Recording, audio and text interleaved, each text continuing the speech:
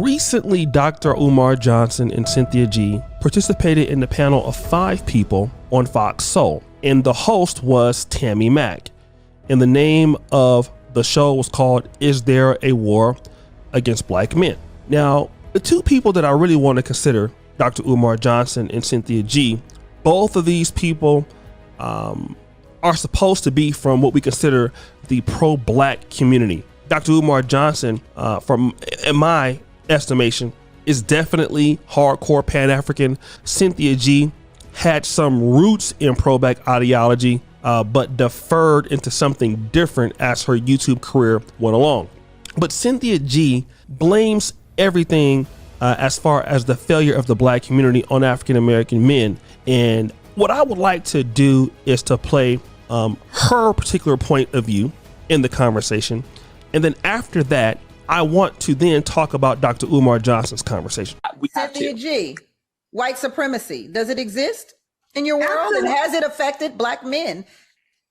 Absolutely, it exists. And black men have worked in tandem with white supremacy since they've come in contact with it. And this is why I say in the black community, we have very disingenuous, very dishonest discussions, especially when it's regarding black men, because we do have a black male worshiping culture. So what we do within that culture, and Umar Johnson is showing it today, is absolve black men from any accountability for what they've done. Number one, we wouldn't be in a system of white supremacy had it not been for black men. So if you want to go all the way back to history, then let's go back to history when black men were selling their own people into white supremacy. Let's go back into history when 16 years off the plantation, black men weren't worried about a war being waged on them. They were worried about getting access to white women. That's what you were worried about. And it's interesting.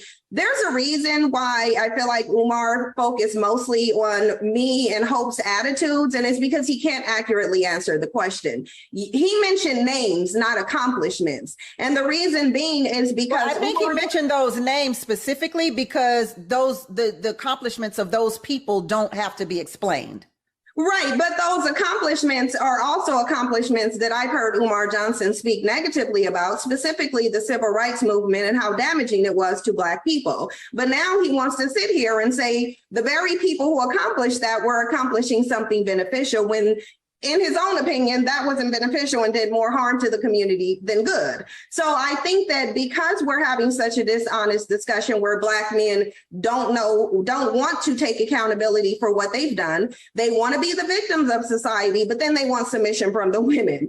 The bottom line is I'm not willing to deflect from the fact that, number one, black men are the greatest non-white contributors to white supremacy. Let's just be real. White supremacy couldn't even exist without black men's compliance. They're always uplifting whiteness, biracial children, and trying to assimilate. And that's why I went back to the notion of the only time black men truly feel like there's a war against them is when they feel like they're being punished for something white men do.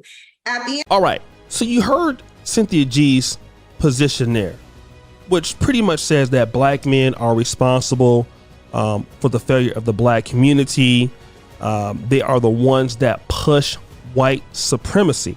Now, Dr. Umar Johnson responds in kind in a sort of, I won't say a rant, but basically defending black men upon those allegations that Cynthia G has laid out. Let me go ahead and play that, and then I'll come back and discuss. So let's find out. Dr. Umar, what have black men done? Well, number one, again, I think that it is such a shame coming from a psychological perspective that we seek to heal our wounds as a people by relying on unprofessional testimony by individuals who have a vendetta against the opposite gender in their community. When you hear Sister Cynthia speak, you can hear a hurt and a pain and a hatred towards black men. We cannot find an effective solution to black male-female relationship issues or the oppression of black men or black women when the people at the table having the conversation have negative emotional and pathological interests in the conversation that are not— Umar, the question wasn't about my emotional state. The question was, what did black men do in response to their disenfranchisement? Yeah, because you're trying to pathologize my emotional state, not knowing that I'm a psychologist too. But what you're not doing is telling us what Black men did. I believe he'll get there, Dr. Umar. May I finish? Dr. Umar. And I'll end it quickly, Sister Tammy. According to Mrs. Cynthia G., Dr. King was assassinated because he was doing nothing.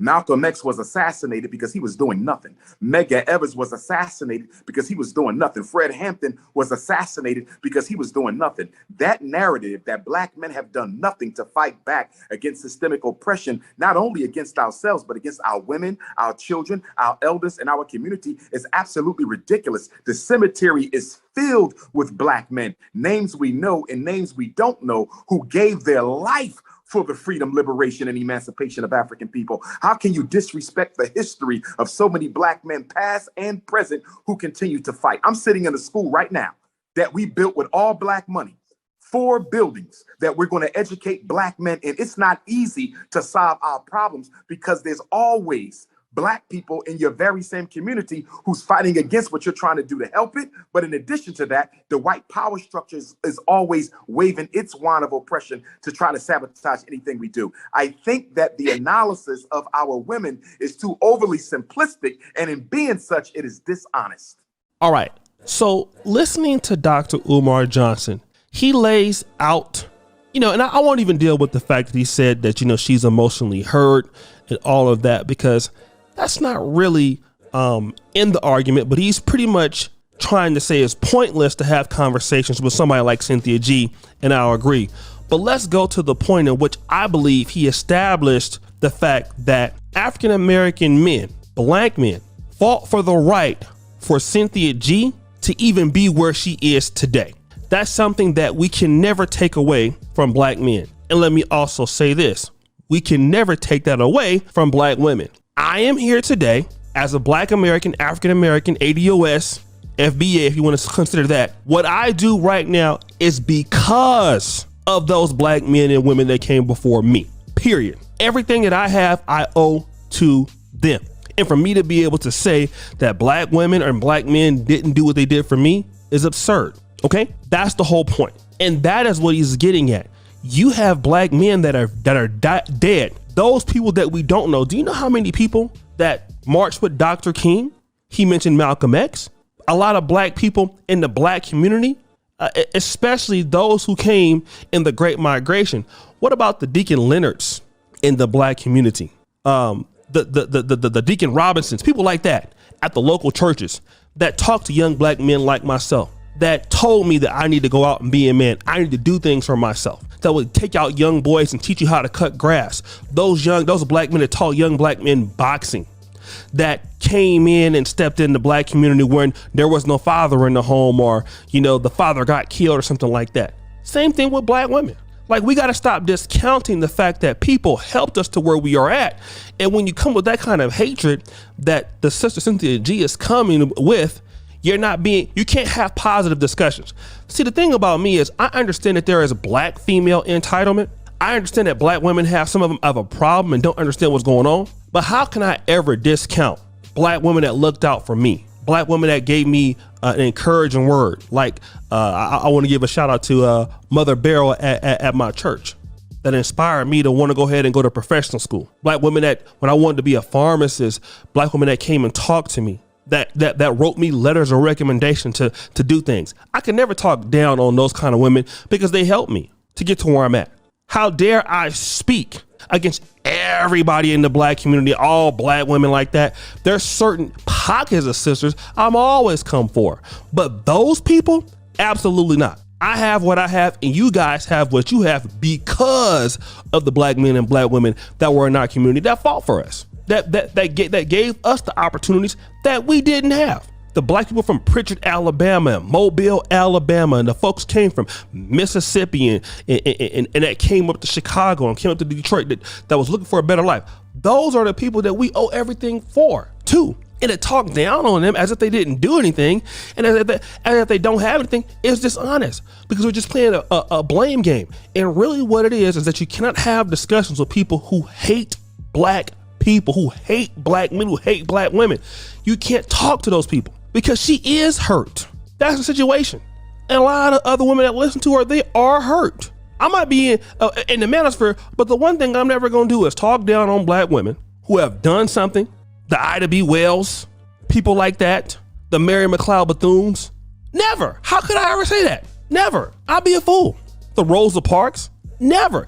I remember when brothers was coming for Harriet Tubman being on the $20 bill in 2017, I lit a fire in the black manosphere.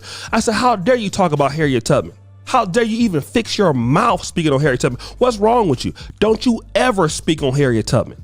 How dare you talk about her? How dare you? And Dr. Umar Johnson is right. How dare she? And again, you talk like this and you expect that somebody in the black community is going to want to listen to you with that kind of vitriol. If that was a man saying what she's saying about black women, y'all would have a fit in the way that she's saying it. And even if some of the things she's saying is true, I'm gonna deal with how they say it. Is it how you say things for certain people? Are you saying it with certain kind of love that you want people to receive it? Nope. That's exactly what they said about black men. Oh, it's how Kevin Samuels said it. Okay. Listen to Cynthia G. Well, guys, what do you say? What do you think? It's your boy, O'Shea Duke Jackson. Back at it again. Another episode of The Celebrity Junk. Appreciate you for all that you do. Subscribe, hit the bell. We're out.